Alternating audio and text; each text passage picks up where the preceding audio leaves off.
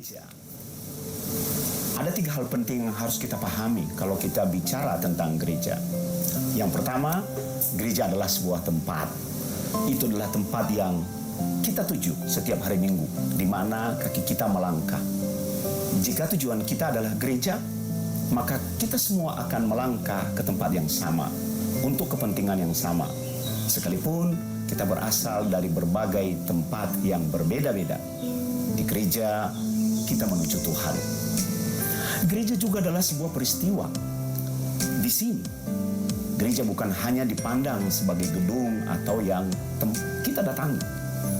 Gereja adalah sebuah tempat di mana kita semua bersatu, memuji, menyembah Tuhan, melayaninya, dan mendengarkan isi hati Tuhan. Gereja adalah sebuah tempat di mana kita merayakan Tuhan. Bahkan lebih dari itu, gereja adalah sebuah kelompok yang menggambarkan komunitas. Kata Yunani eklesia untuk gereja pada awalnya berarti sekelompok atau sekumpulan orang. Dalam pengertian ini, gereja bukan sekedar gedung yang kita datangi atau acara yang kita hadiri. Gereja adalah sekelompok orang, lebih khusus lagi komunitas orang-orang yang percaya kepada Yesus, yang bersatu di dalam sebuah kepentingan sorga. Jadi gereja yang Abuna maksud, bangunan, peristiwa, dan komunitas itu ada di sini. Itulah kita di G2CC, Golden Gate Community Church. Di sini kita semua dipersatukan di dalam satu tujuan, satu ibadah, dan satu komunitas. Oleh karena itu, setiap kali melangkah ke dalam gereja, mari siapkan roh, jiwa, dan tubuhmu untuk terhubung kepada Tuhan. Dan pada saat yang sama, melupakan dunia dan fokus hanya pada Tuhan. Mencari wajahnya untuk menerima berkat-berkatnya. G2CC adalah kita. Tempat merayakan Kristus melalui penyembahan, pujian, dan hati yang terbuka menerima firman-Nya. Tempat di mana kita semua dapat memberi yang terbaik kepadanya. Tempat mengalami kuasa Tuhan, tempat berdoa, bersekutu, tempat hidup diberkati, tempat berkumpul lebih dari 2-3 orang di dalam nama Tuhan Yesus. Luar biasa bukan? Banyak yang datang dan pergi, tetapi bagi yang tertanam, semua itu menjadi bagian. Karena G2CC adalah gereja yang disediakan Tuhan untuk kita bertumbuh dan berakar bersama sehingga menghasilkan buah. Dan ini adalah tempat terbaik untuk mengalami mujizat. Maukah saudara mengalami mujizat itu bersama kami di sini? G2CC is my church, my community, and my family. Selamat datang di rumah, welcome home. Disinilah kita tertanam dan menyerap nutrisi ilahi yang luar biasa. Karena every day, with miracle. Welcome home, G2CC family.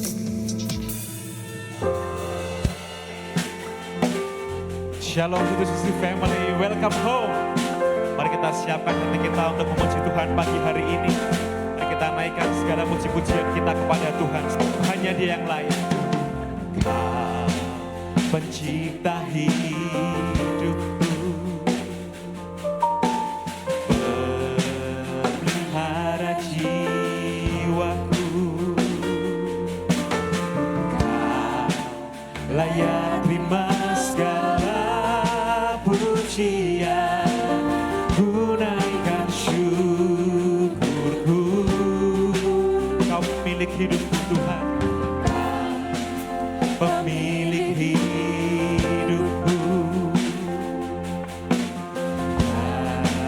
Dalam kasih setiamu Yesusku, layak terima segala pujian, gunaikan sembahku. Segala pujian dan syukur bagimu, Allah yang mulia, kuduslah namamu. Kaulah yang awal, yang akhir dari segalanya. Yesus, Kaulah pujian bagiku. Kau pencipta hidupku Tuhan, Kau pencipta hidupku, pelihara jiwaku. Kau layak terima segala pujian, ku naikkan syukurku. Kaulah pemilik hidup kami Tuhan, Kau pemilik hidupku. Kami ada karena kasih setiamu Tuhan. Kasih setiamu Yesusku, Kau layak terima segala pujian, ku naikkan sembahku. Segala pujian dan syukur bagimu, Allah yang mulia, kuduslah namamu. Kaulah yang awal, yang akhir dari segalanya. Yesus, Kaulah pujian bagiku. Segala pujian dan syukur hanya bagimu Tuhan. Kau Allah yang mulia. Kami katakan kudus, kami sembah kudus namamu. Kaulah yang awal, yang akhir dari segalanya. Yesus, Kaulah pujian bagiku. Mari nyanyikan lagu ini dari awal dengan segenap hati. Kau pencipta hidupku, pencipta hidupku. Kau yang memelihara jiwaku Tuhan, pelihara jiwaku. Hanya Kau yang layak, layak terima segala pujian, ku naikkan syukurku. Kaulah pemilik hidupku, pemilik hidupku. Dalam kasih setiamu, kasih setiamu. Yesusku, Kau layak terima segala pujian, ku naikkan sembahku. Segala pujian dan syukur bagimu, Allah yang mulia, kuduslah namamu. Kaulah yang awal Tuhan, Kaulah yang awal, yang akhir dari segalanya. Yesus, Kaulah pujian bagiku. Segala pujian dan syukur bagimu. Hanya Kau yang layak, hanya Kau yang layak disembah Tuhan. Kuduslah namamu. Kaulah yang awal, yang akhir dari segalanya. Yesus, Kaulah pujian bagiku. Mari angkat tanganmu, sembah Dia. Segala pujian dan syukur dan hormat hanya bagi Raja di atas segala raja. Kuduslah namamu. Kaulah yang awal, yang akhir dari segalanya. Yesus, Kaulah pujian bagiku. Mari jemaatnya saja katakan, segala pujian dan syukur bagimu, Allah yang mulia, kuduslah namamu. Kaulah yang awal Tuhan, yang kekal dari segalanya. Yesus, Kaulah pujian bagiku. Dengan segenap hatimu pujikan segala pujian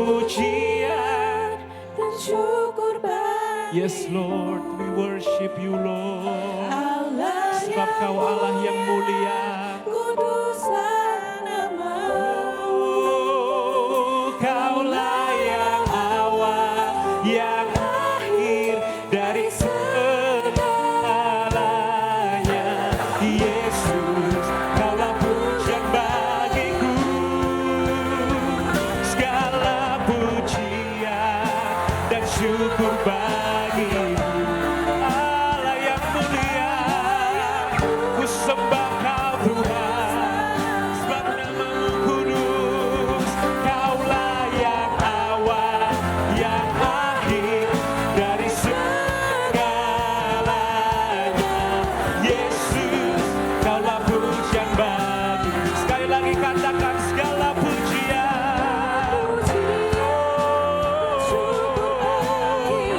Allah yang mulia, kuduslah namamu. Kaulah yang awal dan yang akhir. Kaulah yang awal, yang akhir dari segalanya. Yesus, kaulah pujian bagiku. Kaulah yang awal, kaulah yang awal, yang akhir dari segalanya.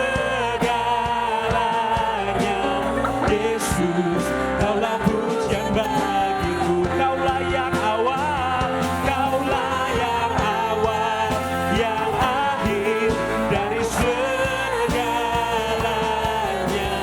Yesus, kaulah pujian bagiku. Berikan kemuliaan buat Tuhan, saudara. Segala puji-pujian, syukur dan hormat kami hanya bagimu Tuhan. Kami percaya bahwa ketika kami mulai memuji-muji namamu, di situ kuasamu ada, di situ kuasamu mengalir dalam puji-pujian kami. Bertahtalah Tuhan dalam pujian kami, nikmatilah ibadah kami. Semua ini hanya untuk kemuliaan namamu saja. Di dalam nama Yesus, yang siap memuji Tuhan sama-sama katakan, amin. Saya undang kita semua untuk bangkit berdiri Bapak Ibu. Kasih Allah tidak pernah berkesudahan, selalu baru setiap pagi. Yuk semua bertepuk tangan buat Tuhan, haleluya.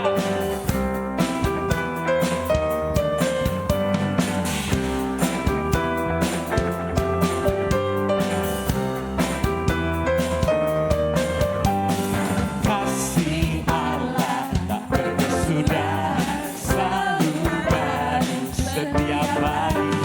Rahmat-Nya pun tak pernah berakhir seumur hidupku.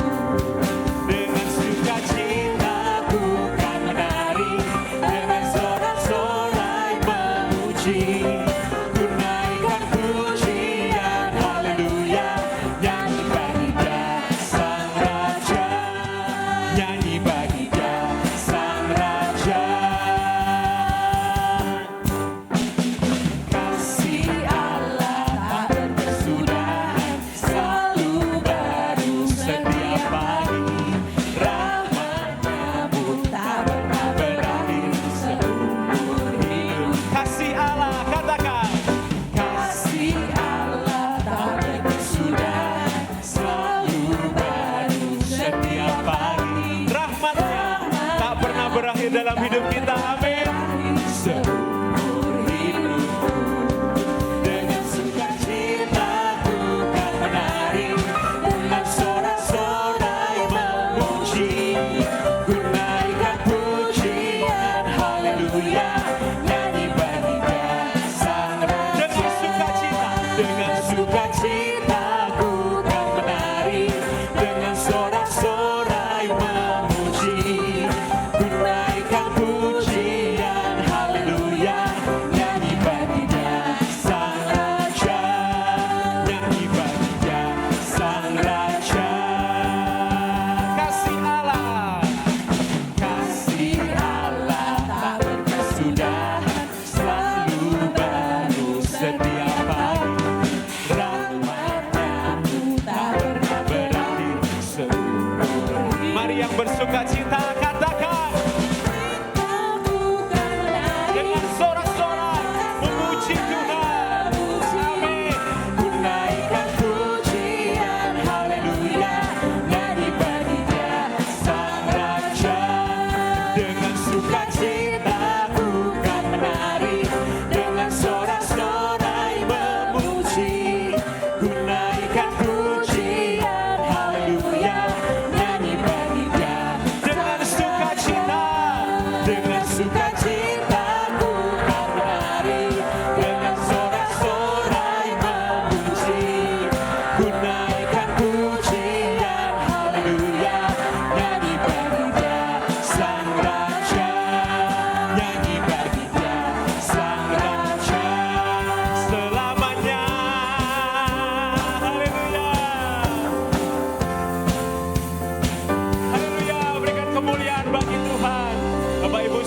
bersorak memuji Tuhan lebih lagi, yang siap lambaikan tangannya, yang siap katakan amin. Mari tepuk tangan buat Tuhan kita Yesus. Mari kita bersorak bagi nama Yesus. Haleluya.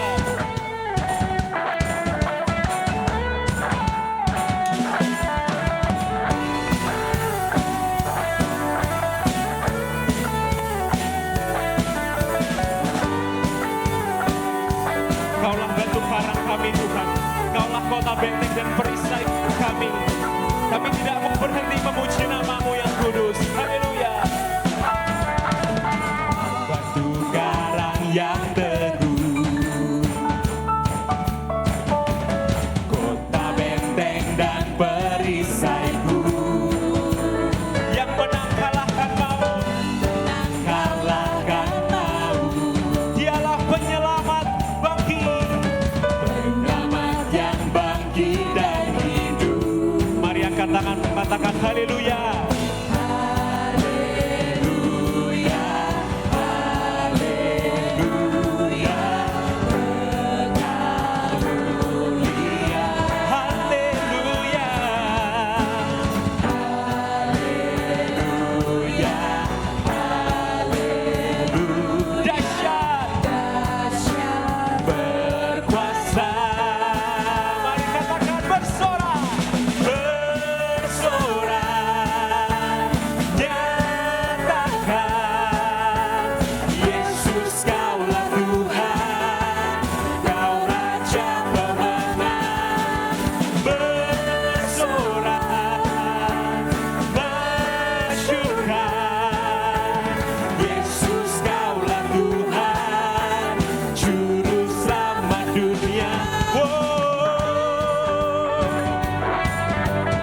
Kaulah Yesus batu penjuru dari mula keselamatanku. Haleluya. Kau Yesus batu penjuru dari mula keselamatanku, dari mula keselamatanku, yang menang kalahkan maut, yang menang kalahkan maut. Dia penyelamat yang bangkit dan hidup, bangkit dan hidup. Mari sorakan haleluya bagi Dia.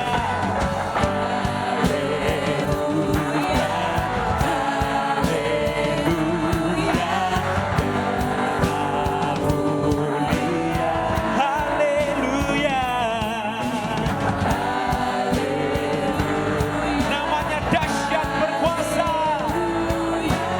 Dahsyat berkuasa.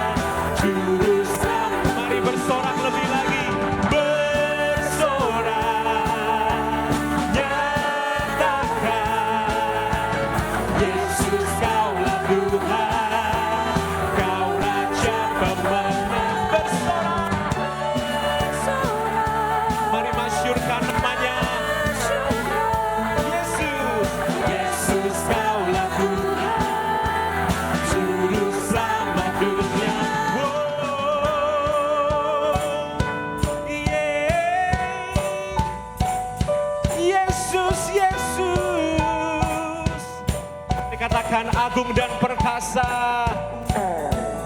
agung dan perkasa, megah dan berjaya. Yesus Tuhan, Dialah tempat perlindungan, tempat perlindungan. Dialah kubu pertahanan. Namanya siapa? Yesus Tuhan, agung dan perkasa. Dan perkasa, megah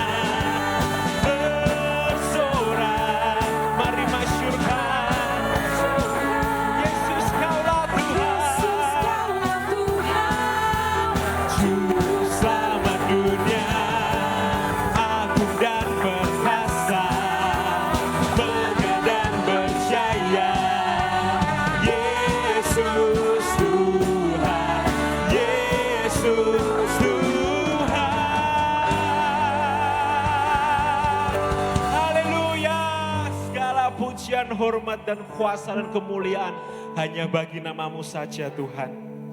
Tuhan, kasih-Mu yang selalu baru itu biarlah kami juga alami. Setiap hari kami akan mengalami kebaikan-Mu di dalam hidup kami. Kasih-Mu mempesona Tuhan.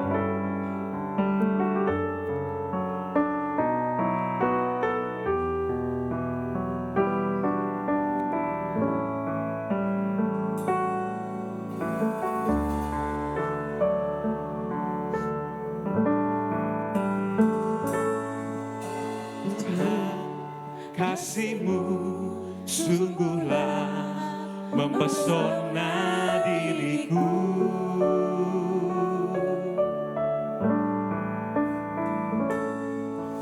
Tuhan, kuasa-Mu sungguhlah menggetarkan hatiku. Kasih-Mu ya Tuhan yang Kau limpahkan bagiku, lebih dari yang ku perlu. Kau sediakan bagiku. Mari sembah Dia, katakan ku sembah Kau Tuhan sepanjang hidupku, sepanjang umur hidupku. Tuhan, kasih-Mu mempesona. Tuhan, kasih-Mu sungguhlah mempesona diriku.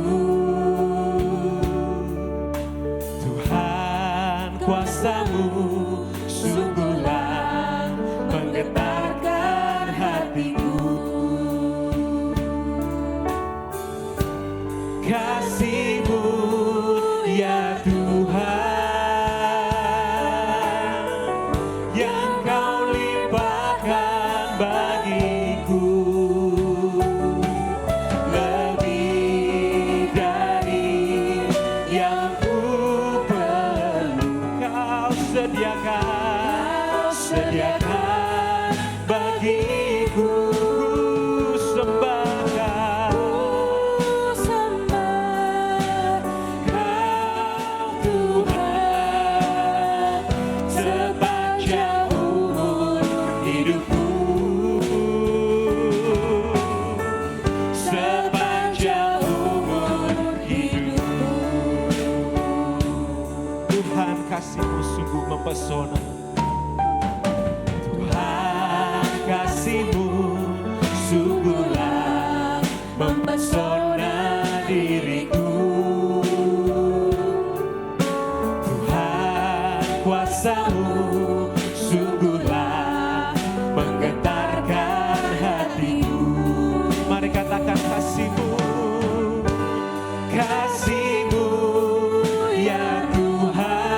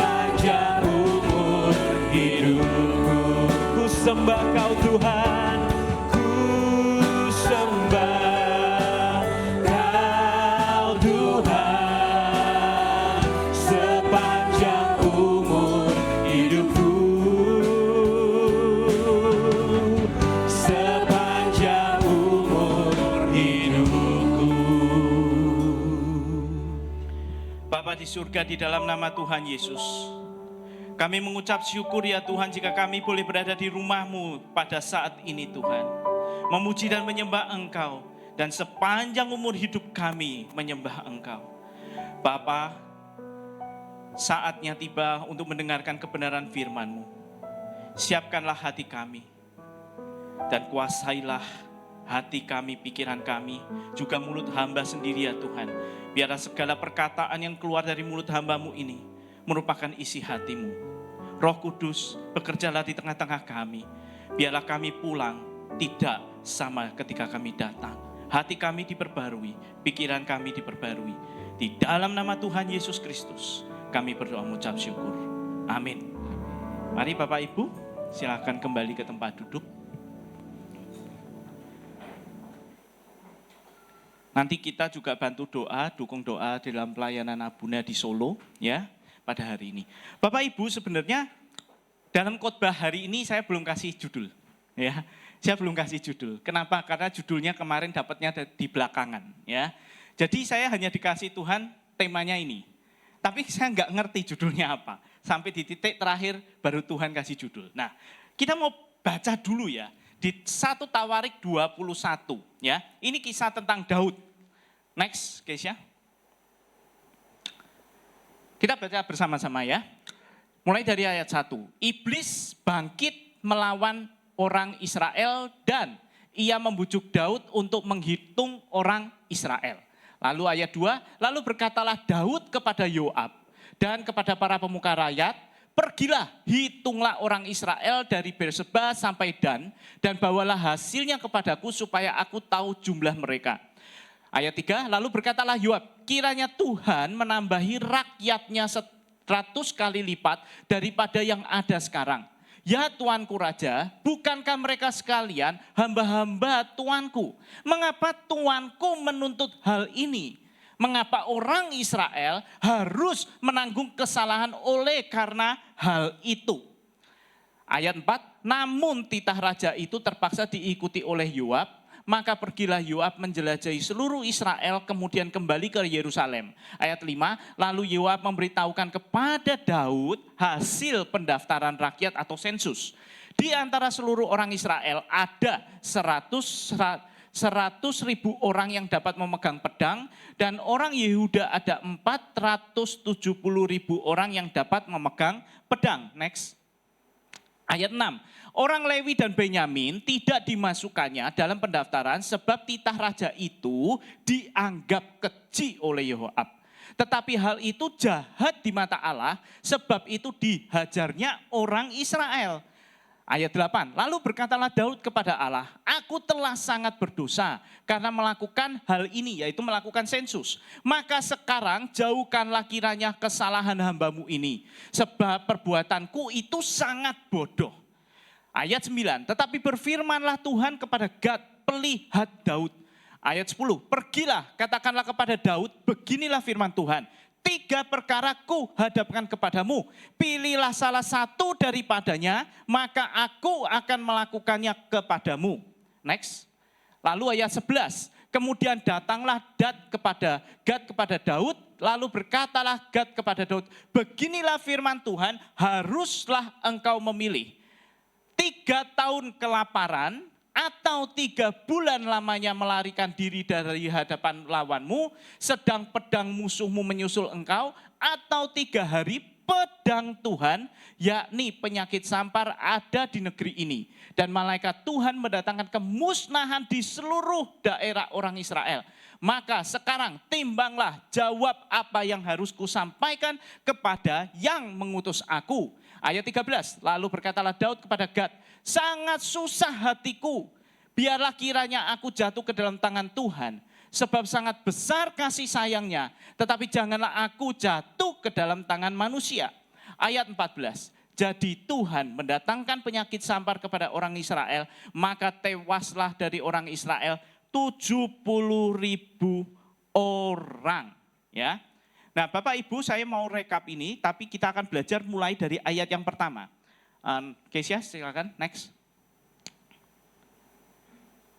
Nah Bapak Ibu, kalau kita pelajari ya, di dalam perikrop 1 Tawarik 21 itu sebenarnya ada referensi silang di 2 Samuel 24. Jadi sama, topiknya sama, perikopnya sama, cuma detail ceritanya agak berbeda. Nah, terutama yang paling berbeda adalah di ayat 1-nya. Yaitu dikatakan di Tawarik, mengatakan iblis bangkit melawan orang Israel dan iblis membujuk Daud untuk menghitung orang Israel. Jadi sebenarnya sensus dilakukan oleh Daud itu karena bujukan dari si iblis. Tetapi di 2 Samuel 24 mengatakan, bangkitlah pula murka Tuhan terhadap orang Israel, lalu Tuhan menghasut Daud melawan orang Israel, dan firman Tuhan, pergilah hitunglah orang Israel dan orang Yehuda. Kalau dikatakan begini Bapak Ibu, ini kan agak membingungkan. Sebenarnya ini yang nyuruh Daud untuk melakukan sensus siapa? Dan permasalahannya ketika sensus dilakukan, bahkan Yoab yang ketika akan disuruh melakukan sensus sudah berkata, jangan, ini jahat. Jangan lakukan hal bodoh ini. Tapi Daud tetap melakukan, dan begitu 9 bulan kemudian hasil sensus didapat, tiba-tiba Daud berkata, aku sangat berdosa. Aku sangat bersalah, sangat bodoh. Nah, kalau kita belajar dari ayat 1, ya, next. Maka sebenarnya Tuhan itu ada murka dengan orang Israel, Bapak Ibu. Ya, awalnya tuh memang Tuhan ada murka. Memang Israel itu kan sering bikin masalah dan Tuhan sering marah. Nah, lalu iblis memanfaatkan Daud untuk melawan Israel, rakyatnya sendiri. Nah, permasalahan di sini adalah Daud ada celah yang bisa dimainkan oleh iblis. Nah, apa itu celahnya nanti kita pelajari. Nah, lalu yang ketiga, ketika iblis tahu ada celah di Daud dan dimanfaatkan Daud, dihasutnya untuk melakukan sensus, Tuhan mengizinkan. Jadi Tuhan mengizinkan, persis ceritanya kayak Ayub. Persis kayak Ayub. Jadi kalau Tuhan tidak mengizinkan, iblis itu nggak bisa mencobai. Nggak bisa. Selama Tuhan nggak mengizinkan, nggak bisa. Nah, karena Tuhan izinkan, maka Daud karena ada celahnya itu, kena hasut untuk melakukan sensus. Jadi dia terprovokasi, bahasa Inggrisnya itu provoke. Jadi Daud itu terprovokasi untuk melakukan sensus. Next. Nah, ketika setelah melakukan sensus, 9 bulan kemudian Yoab itu datang menghadap Daud, melaporkan tentang hasil sensus, maka Daud sadar telah berdosa dan merasa sangat bodoh. Lalu, poin ke-6, Tuhan memberikan hukuman kepada Daud 3 pilihan. Yaitu 3 tahun kelaparan, 3 bulan dikejar musuh, atau 3 hari penyakit sampar dari Tuhan. Lalu next, Daud memilih 3 hari penyakit sampar. Dengan alasan 3 tahun kelaparan itu penderitaan yang sangat lama, 3 bulan dikejar musuh, maka Daud mengatakan itu dia akan jatuh ke tangan manusia. Lalu yang penyakit sampar, Daud mengatakan bahwa lebih baik jatuh ke tangan Tuhan daripada ke tangan manusia karena di tangan Tuhan ada belas kasihan. Nah, ini sebenarnya cerita di balik perikop 1 Tawarik dan 2 Samuel 24. Nah, untuk kita apa? Ya kan?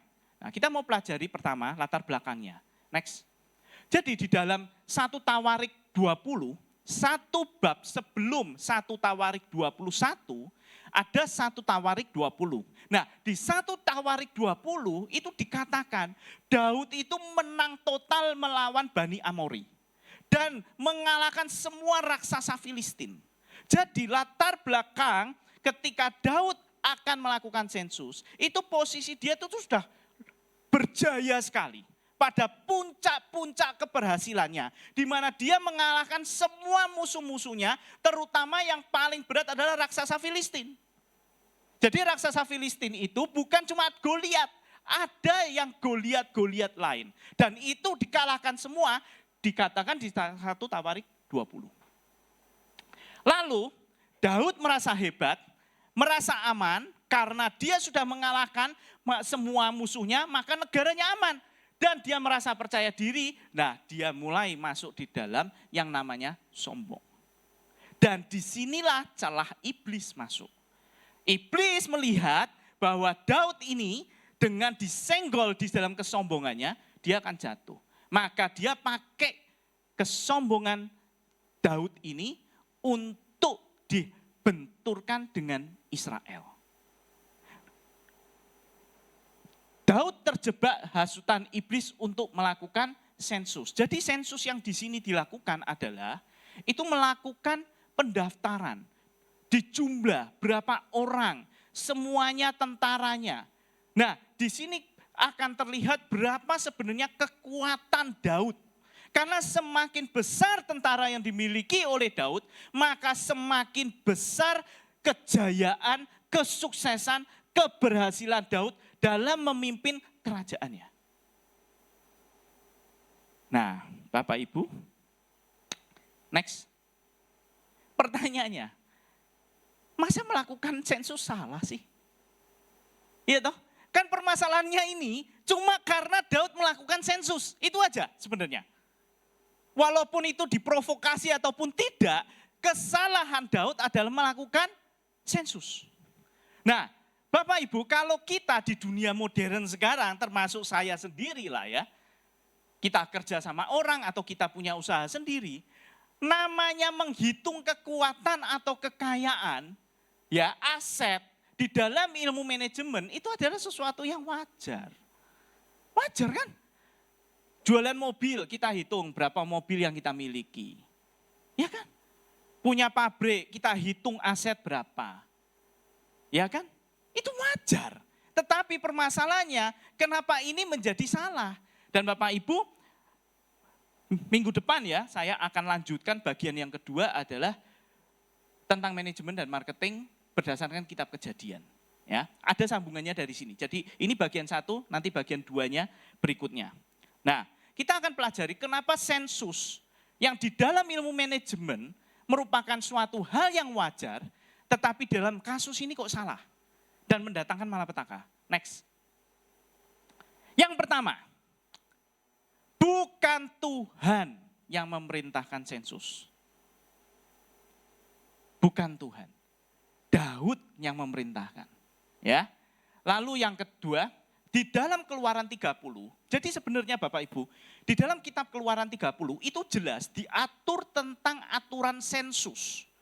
Nah, di dalam aturan sensus itu dikatakan bahwa setiap kali orang Israel melakukan sensus harus disertai uang pendamaian per jiwa, per orang.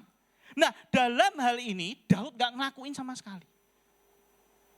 Daud gak melakukan ini. Jadi Daud melanggar ini. Melanggar apa yang diatur Tuhan di dalam kitab Keluaran. Kesalahan Daud di sini. Tetapi yang lebih membuat Daud itu merasa sangat bodoh karena dia merasa dirinya hebat. Padahal semua yang dicapai oleh Daud selama ini di 1 Tawarik 20 itu semua karena pertolongan Tuhan. Nah, di sini dia juga merasa sangat bodoh bahwa selama ini Tuhan yang membuat aku menang, Tuhan yang membuat aku raja. Tetapi kenapa aku merasa bahwa itu hasil kerjaku. Jadi kesalahan Daud ada 3 di sini dalam hal sensus. Maka dia mengatakan, aku sangat bersalah, aku sangat bodoh. Nah, Bapak Ibu, di dalam khotbah firman Tuhan selalu dihubungkan dengan refleksi kita pada saat ini. Lalu apa yang harus kita pelajari dari Daud, Bapak Ibu, ketika hal ini terjadi? Karena begini Bapak Ibu,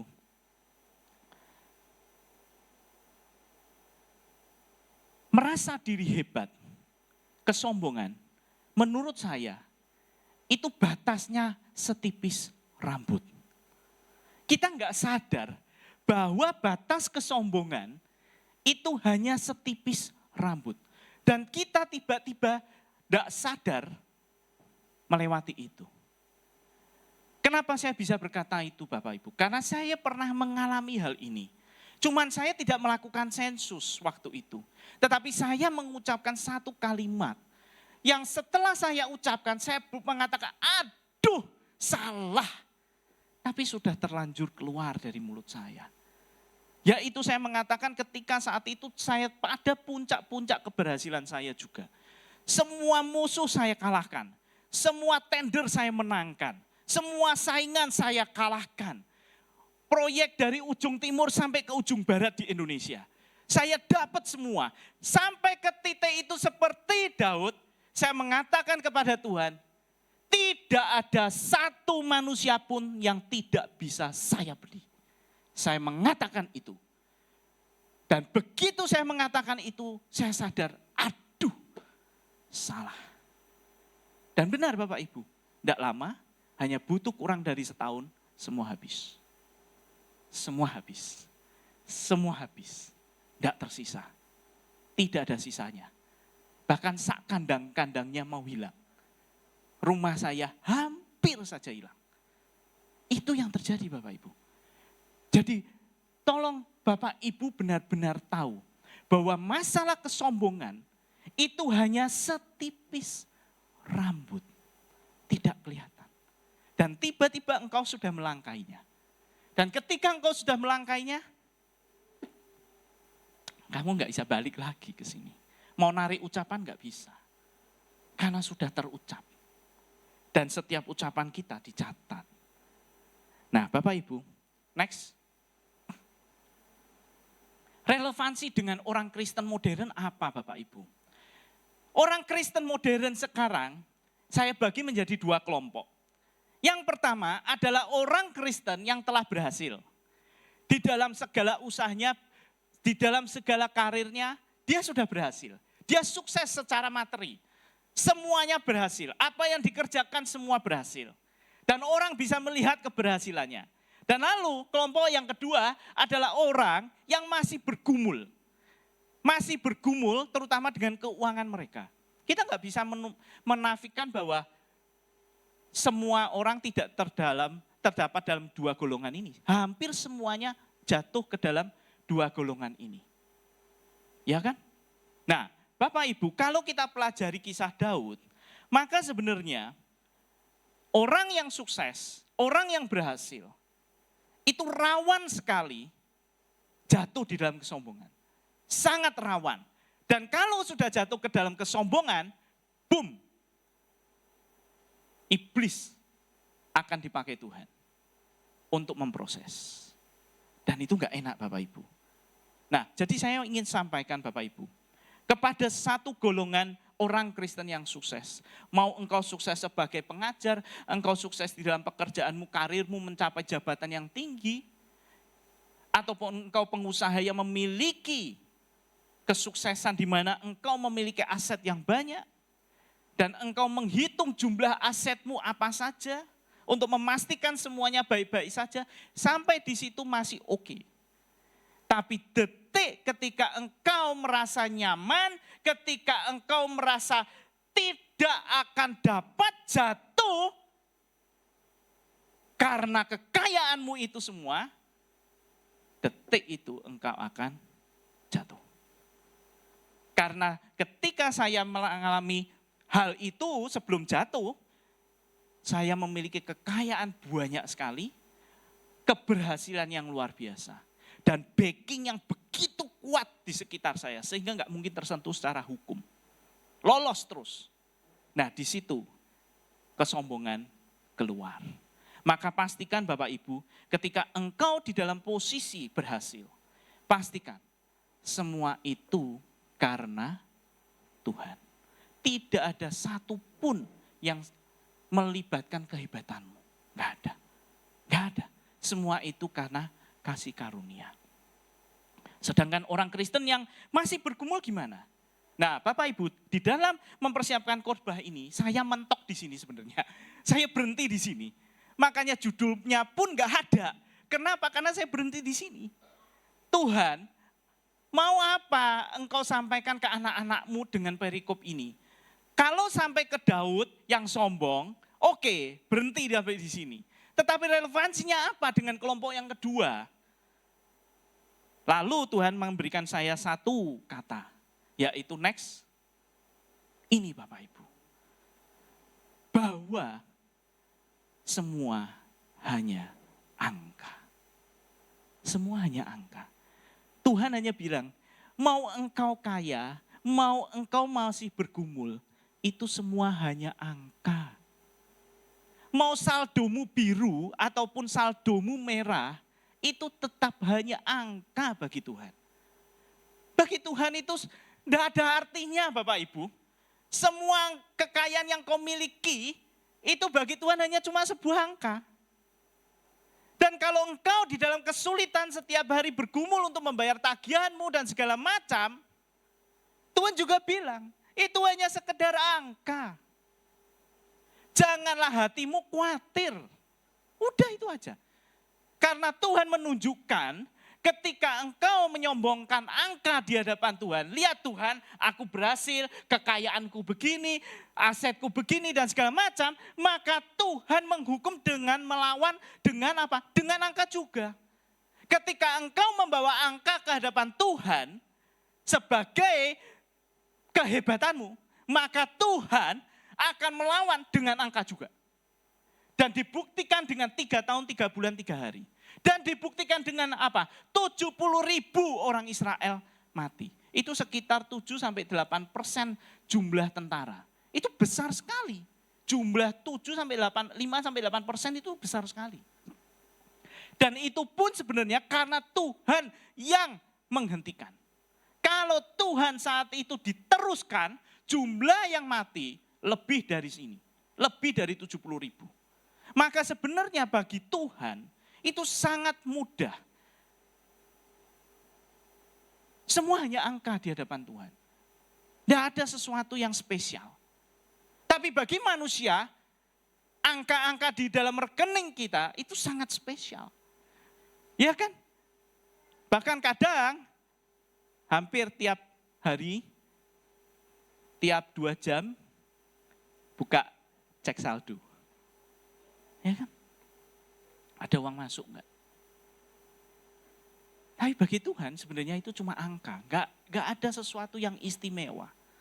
Maka janganlah manusia itu meninggikan dirinya di dalam hal itu.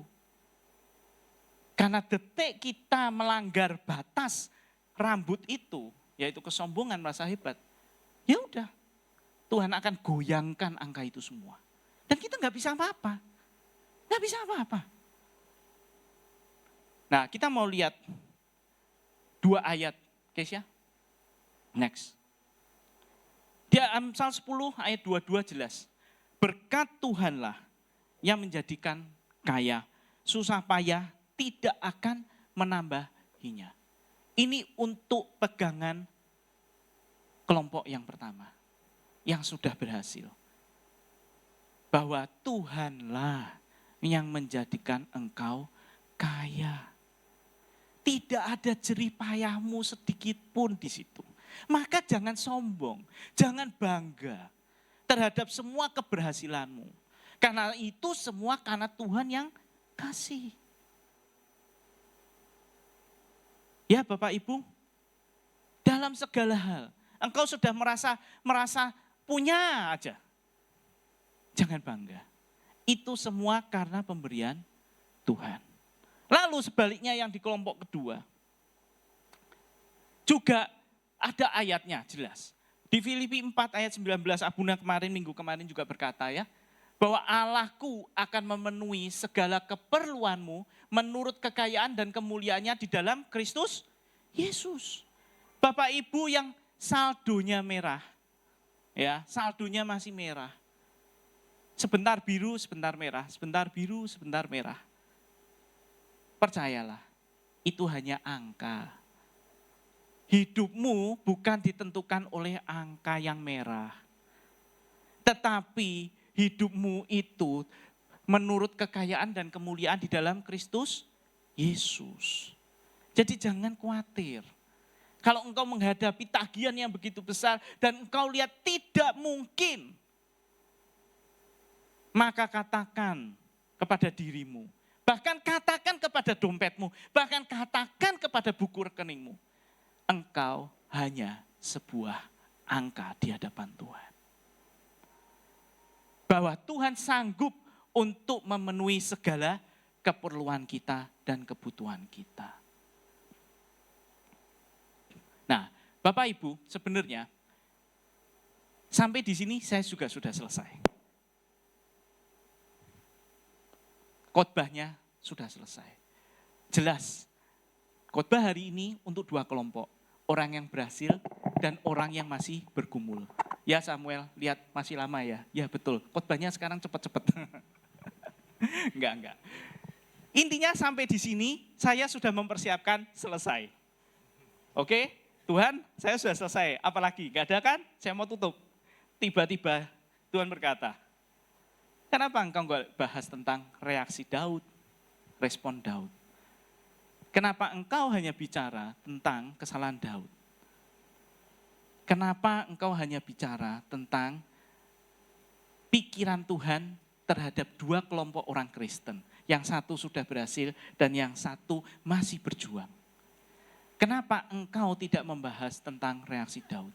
Karena itu kuncinya. Nah, maka Bapak Ibu next case ya. Maka khotbah belum selesai Bapak Ibu.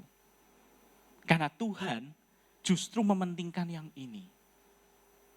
Jadi Bapak Ibu, yang kita pelajari ya, Daud itu sepanjang hidupnya penuh dengan pertolongan Tuhan. Dia dikejar sampai sama oleh Saul, nggak mau membalas Saul, sampai dia menjadi raja pun, sampai dia menjadi raja yang hebat di 1 Tawarik 20 mengalahkan semua musuhnya, itu semua karena pertolongan Tuhan. Itu jelas. Jadi Daud ini sepanjang hidupnya sebenarnya boleh dikatakan hoki, beruntung, penuh dengan proteksi. Kesalahan dia cuma 2, yaitu yang pertama adalah Betseba, dan kesalahan yang kedua adalah di kasus ini, melakukan sensus. Kalau kita baca kesalahan Daud cuma 2, yang fatal. Ya kan? Tapi sepanjang perjalanan hidupnya, semua baik. Bahkan Salomo pun ketika akan menjadi raja dan akan diberkati Tuhan, Tuhan akan ngomong apa? Karena ayahmu. Paham? Jadi karena ayahmu Daud itu Salomo, maka aku memberkati engkau. Jadi bukan karena engkau Salomo, tapi karena ayahmu. Lah ayahmu ini kenapa? Pertanyaannya kenapa? Ayahmu ini kenapa? Daud ini kenapa? Bahkan sampai dikatakan ya, lambang pemerintahan ada di atas tahta Daud. Sampai selamanya. Yesus disebut tunas Daud, keturunan Daud. Dan lambang pemerintahannya akan selama-lamanya. Bayangin loh. Daud ini spesial. Spesial banget. Nah, spesialnya dia ada di sini Bapak Ibu. Daud yang kayak begitu aja bisa melakukan kesalahan. Apalagi kita Bapak Ibu. Nah, kita tidak akan bisa lepas dari apa yang terjadi pada Daud. Nah, yang Tuhan inginkan adalah pada hari ini Bapak Ibu belajar dari Daud bagaimana merespon kesalahan yang dibuat. Karena kita ini tidak bisa selamanya tidak melakukan kesalahan. Pasti kita akan melakukan kesalahan. Bahkan lebih parah dari Daud. Tetapi yang ingin Tuhan, engkau belajar semua Bapak Ibu, adalah bagaimana responmu ketika engkau sadar bahwa engkau telah bersalah kepada Tuhan. Itu kuncinya. Nah, respon Daud itu mengatakan tadi apa? Aku memilih 3 hari penyakit sampar. Kenapa? Karena lebih baik aku jatuh ke tangan Tuhan daripada jatuh ke tangan manusia. Nah, kenapa Daud bisa merespon seperti itu? Karena pilihannya sangat berat loh. Karena dia kenal siapa Tuhan yang dia sembah. Maka dikatakan di dalam Kisah Para Rasul 13 ayat 22. Dikatakan apa? I have found David, the son of Jesse, anak Isai, a man after my own heart. Kalau terjemahan bahasa Indonesia mengatakan bahwa berkenan di hatiku. Sebenarnya terjemahannya agak sedikit kurang tepat. Karena a man after mine own heart, penjelasannya adalah who will do my will. Jadi orang yang memiliki hati Tuhan adalah orang yang melakukan semua kehendak keinginan Tuhan. Sehingga dia berkenan di hati Tuhan. Jadi berkenan di hati Tuhan, terjemahan bahasa Indonesia, itu merupakan hasil dari suatu tindakan, a man with my own heart who will do my will.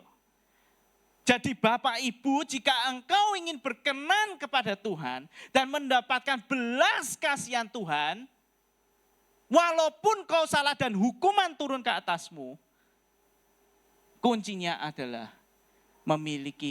mengerti hati Tuhan.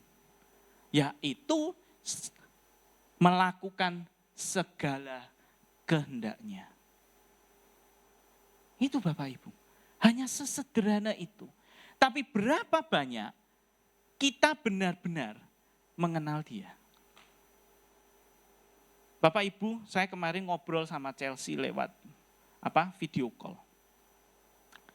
Waktu dia di Semarang, saya melihat dia kalau ke gereja kadang malas-malasan. Tidak mau bangun. Nyembah Tuhan, mungkin Bapak Ibu juga melihat, ya cuma sekedar gini aja. Nggak ada passion. Tetapi dia ketika semalam cerita, sekarang dia ke gereja itu seminggu 2 kali apa 3 kali Bapak Ibu. Dia cerita bagaimana di dalam penyembahan dan segala macam. Saya cuma nangis Bapak Ibu. Saya ngomong gini, Tuhan, terima kasih. Yang saya butuhkan, yang saya inginkan Tuhan, aku hanya ingin anakku kenal kamu. Itu saja cukup bagiku. Selama dia kenal engkau Tuhan, maka hidupnya akan baik-baik saja. Saya percaya itu. Jadi Bapak Ibu, engkau boleh setia. Engkau boleh setia datang ke gereja. Engkau boleh setia di dalam perpuluhan, di dalam persembahan dan segala macam. Engkau setia di dalam segala pelayanan. Tetapi pertanyaannya, apakah engkau kenal dia? Engkau kenal dia enggak? Sampai engkau, apakah dia hanya engkau jadikan seperti berhala yang mencukupi segala kebutuhanmu. Ketika engkau butuh, engkau berkata Tuhan. Tetapi ketika engkau tidak butuh, ketika engkau di dalam segala kecukupanmu, engkau sibuk dengan dirimu sendiri. Bahkan sibuk menghabiskan apa yang kau punya. Tapi adakah waktu seperti Daud yang ketika di padang gembala, selalu nyanyi, memainkan kecapi, berbicara sama Tuhan. Makanya Tuhan bilang, Daud itu spesial. Spesial di atas semua yang lain. Kenapa? Karena dia kenal siapa Allah yang disembah. Tidak ada batasan lagi. Engkau ngerti seperti engkau dengan istrimu, ketika engkau seperti dengan suamimu, atau dengan anak, dengan orang tua. Ketika orang tua belum ngomong, anak sudah tahu apa yang dimau dari orang tuanya. Tahu. Itu hanya didapatkan ketika hubungan yang dekat sama Tuhan. Bukan ketika engkau butuh, maka engkau cari Tuhan. Dulu Chelsea di Semarang cari saya ketika dia butuh Bapak Ibu. Tapi ketika dia di Malang sekarang, dia selalu rajin nelpon mamanya, nelpon saya. Dan cerita bukan masalah minta uang Bapak Ibu. Tapi dia cerita tentang apa yang dialaminya, apa yang dilakukannya, apa yang menjadi isi hatinya. Nah itu yang sebenarnya Tuhan mau. Itu, hubungan itu yang Tuhan mau Bapak Ibu. Bukan masalah orang itu adalah pendeta Bapak Ibu. Bukan karena saya pastor maka saya lebih rohani. Ini tidak Bapak Ibu. Bukan. Bukan. Tapi itu hubunganmu sendiri sama Tuhan itu loh.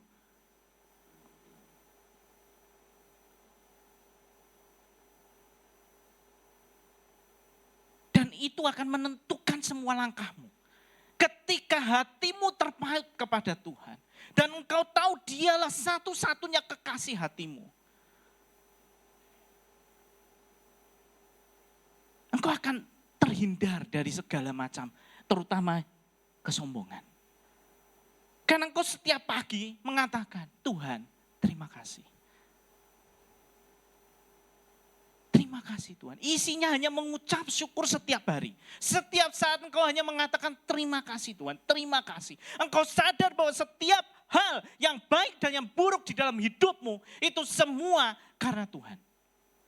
Dan Tuhan tidak akan melepaskan engkau. Yesus sudah bilang, I will never forsake you.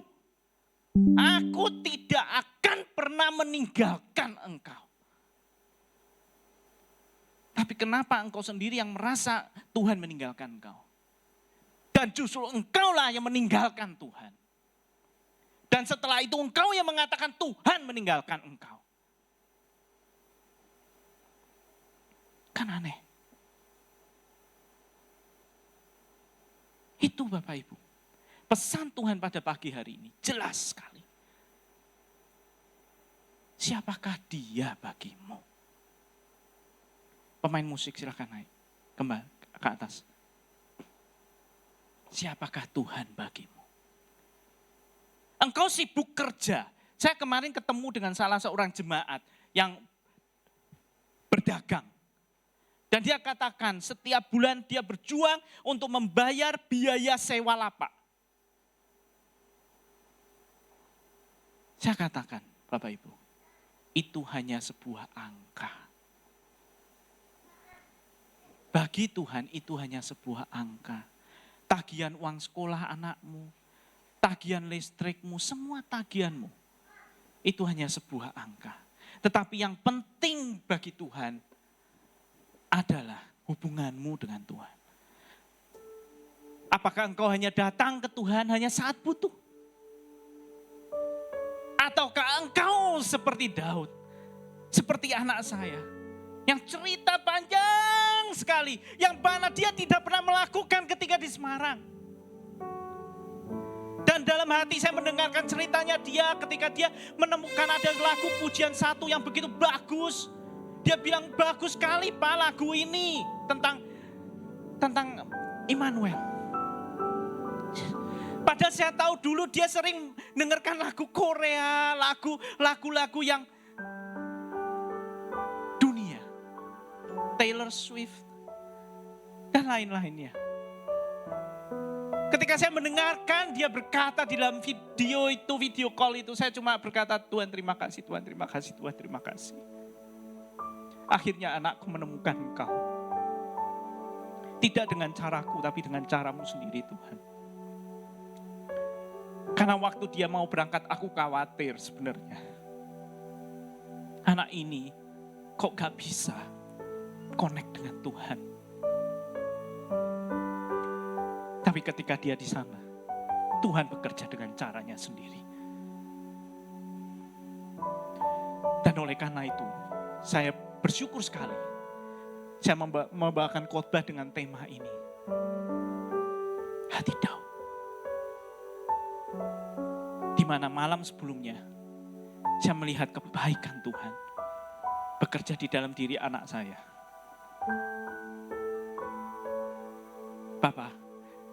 Bapak Ibu, jangan khawatir. Tuhan akan jaga engkau.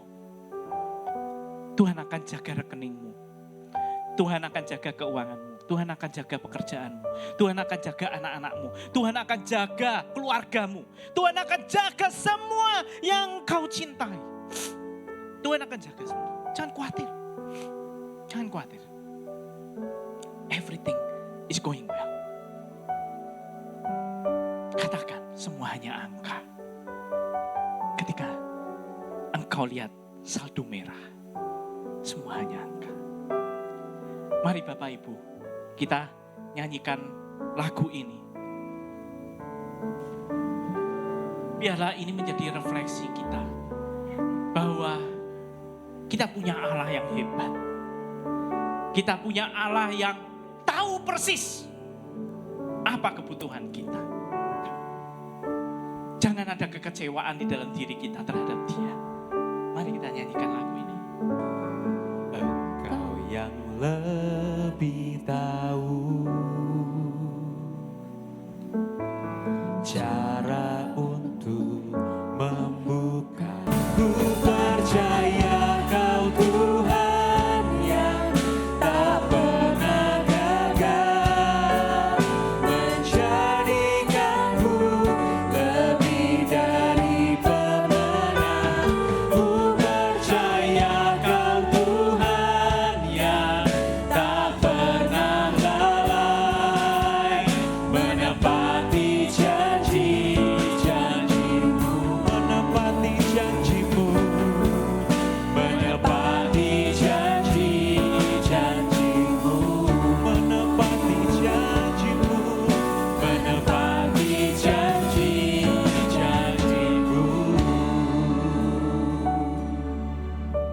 Bapak Ibu, tundukkanlah kepala.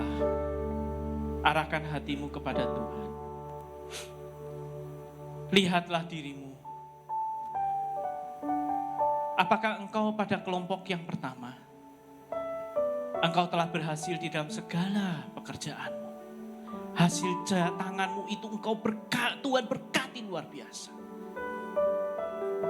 Ingat bahwa itu semua hanya angka di hadapan Tuhan. Janganlah engkau sombong dengan mengatakan bahwa itu semua adalah hasil kerjamu. Dan jika engkau Bapak Ibu di dalam kelompok yang kedua, yang kau masih berjuang di dalam apa yang kau kerjakan, katakanlah semua itu hanya sebuah angka. Semua tagih-tagihanmu itu semua hanyalah angka di hadapan Tuhan. Tuhan akan memenuhi segala kebutuhanmu. Yang Tuhan inginkan hanya satu, yaitu hatimu melekat kepadanya. Engkau mencari Tuhan tidak saat engkau butuh, tetapi engkau selalu mencari Tuhan dalam keadaan suka maupun duka. Ketika engkau di atas ataupun engkau di bawah, engkau selalu cari Dia. Dan Bapak Ibu, jika engkau tahu dan saat ini engkau sadar dan engkau mengatakan, Tuhan, aku ingin memiliki hati seperti hati Daud. Maka saat ini angkat tanganmu di tempat engkau berada. Angkat tanganmu dan katakan, Tuhan, berilah aku seperti hati Daud, yang begitu dekat dan melekat kepadamu. Itu yang hanya aku inginkan. Aku percaya semua akan baik-baik saja. Maka aku akan berdoa untukmu Bapak Ibu. Di dalam nama Tuhan Yesus, Allah yang kusembah. Emas dan perak aku tidak punya. Tetapi apa yang ada padaku kuberikan kepadamu. Di dalam nama Yesus, hati Daud turun atasmu. Siapa yang menginginkannya, turun atas hidupmu. Biarlah hati Daud turun dalam hidupmu. Hati Daud turun dalam hidupmu. Hatimu melekat kepada Tuhan. Terima kasih Bapa. Mari kita nyanyikan lagu ini. Ku percaya Kau Tuhan yang tak pernah gagal, menjadikanku lebih dari pemenang. Ku percaya Kau Tuhan yang tak pernah lalai, menepati janji-janji-Mu. Ku percaya Kau Tuhan Pastor Revo akan menutup dalam doa. pernah gagal, menjadikanku lebih dari pemenang. Ku percaya Kau Tuhan yang tak pernah lalai, menepati janji-janji-Mu, menepati janji-Mu, menepati janji-janji-Mu, menepati janji-Mu, menepati janji-janji-Mu. Tuhan, terima kasih untuk firman-Mu pagi hari ini. Kami diingatkan agar kami punya hati seorang hamba seperti Daud.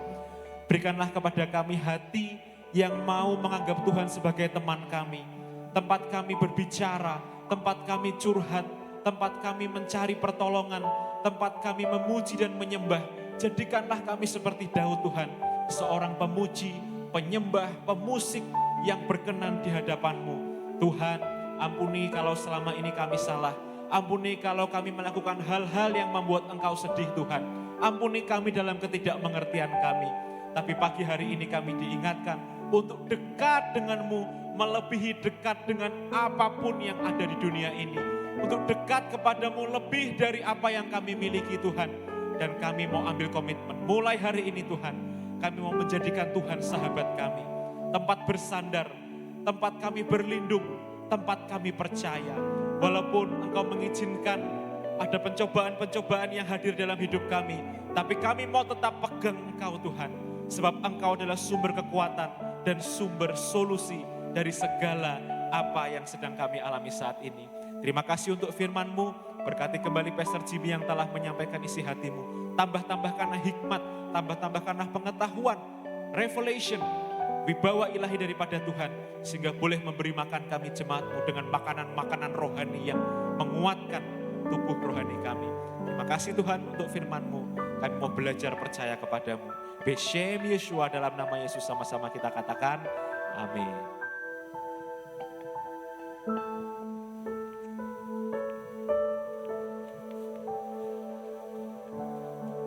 Shalom Bapak Ibu.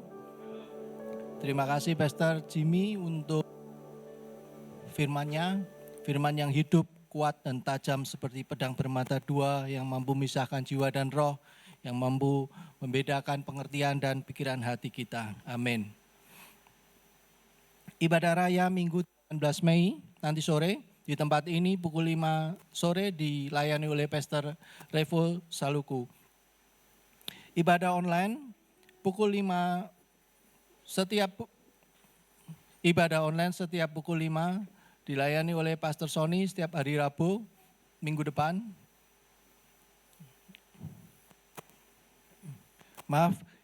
Ibadah online nanti sore pukul 5 sore di channel YouTube Pastor Sony Saluku. Firman online setiap hari Rabu pukul 7 malam di channel YouTube Pastor Sony atau di line Zoom. Breakthrough Prayer setiap hari Jumat pukul 5 sore di tempat ini. Komsel Youth 4G setiap hari Sabtu pukul 4 sore di tempat ini.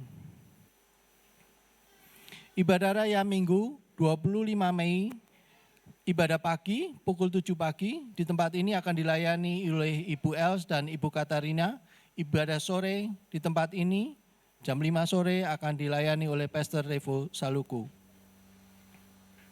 Ibadah sekolah minggu setiap hari Minggu pukul 7 pagi. Akan diadakan ibadah padang sekolah minggu dengan tema bersiap menyambut kedatangannya pada hari Kamis 29 Mei 2025 pukul 9.30 di Bumi Sora Getasan. Ini ada untuk kontribusinya sebesar 45.000 per anak. Bisa mendaftar ke Ibu Eni.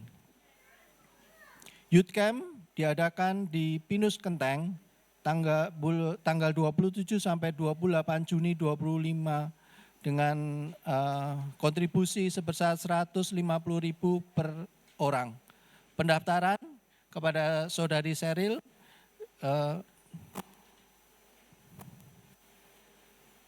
ibadah kenaikan Tuhan Yesus hari Kamis 29 Mei 2025 jam 8 pagi dilayani oleh Abuna Soni Saluku. Ibadah istimewa KKR hanya satu kali ibadah.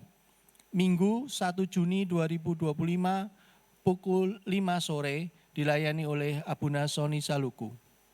Minggu 8 Juni 2025 pukul 5 sore dilayani oleh Pastor Revo Saluku.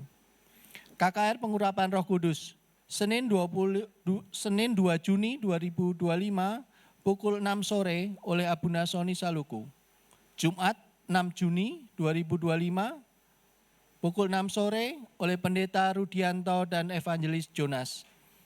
Sabtu 7 Juni 2025 pukul 6 sore dilayani oleh Pendeta Rudianto dan Evangelis Jonas.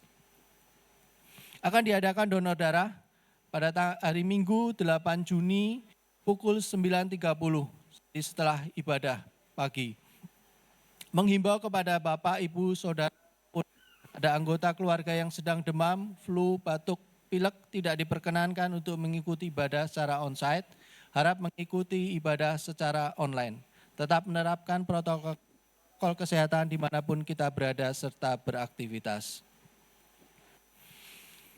Mengucapkan happy birthday dan happy anniversary kepada jemaat yang merayakannya minggu ini. Tuhan Yesus memberkati dan memberi umur panjang. Demikian info gereja sepekan, selamat hari Minggu, Tuhan Yesus memberkati. Shalom. Pak Ibu, kita berdoa untuk anak sekolah minggu, silakan maju. Yuk.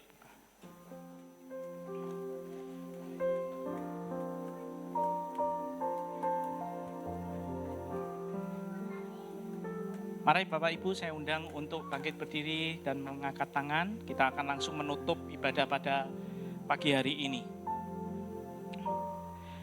Bapa, di dalam nama Tuhan Yesus Kristus, Engkau berkati ya Tuhan setiap anak-anak yang berdiri di hadapan-Mu. Biarlah mereka mendapatkan hikmat dan mendapatkan kekuatan dan mendapatkan hati seperti Daud. Sejak masa mudanya mereka mengenal Engkau Allah yang hidup. Berkati mereka semua Tuhan. Berkati mereka semua. Bapak Ibu, mari angkat tangan kedua tanganmu. Kita berdoa dan menutup ibadah. Tuhan Yesus, kami mengucap syukur Tuhan untuk ibadah pada pagi hari ini.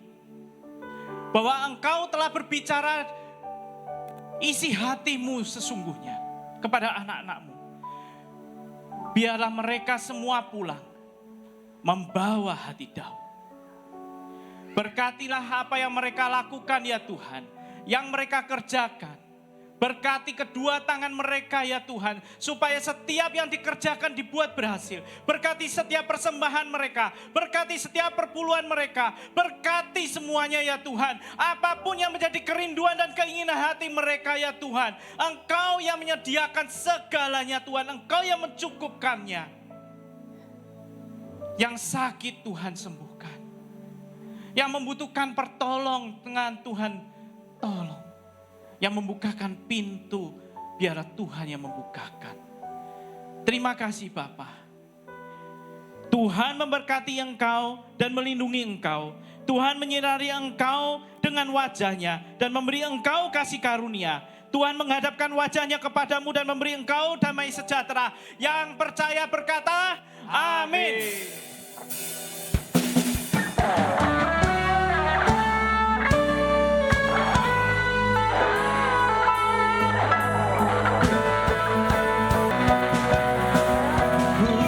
Selalu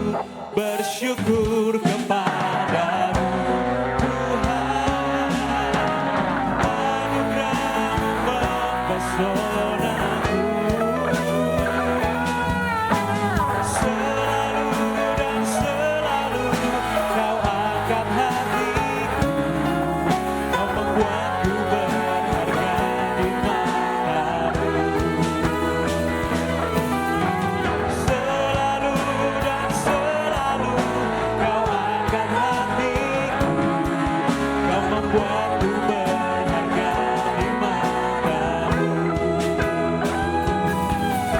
Selalu dan selalu kau angkat hatiku, kau membuatku berharga di matamu.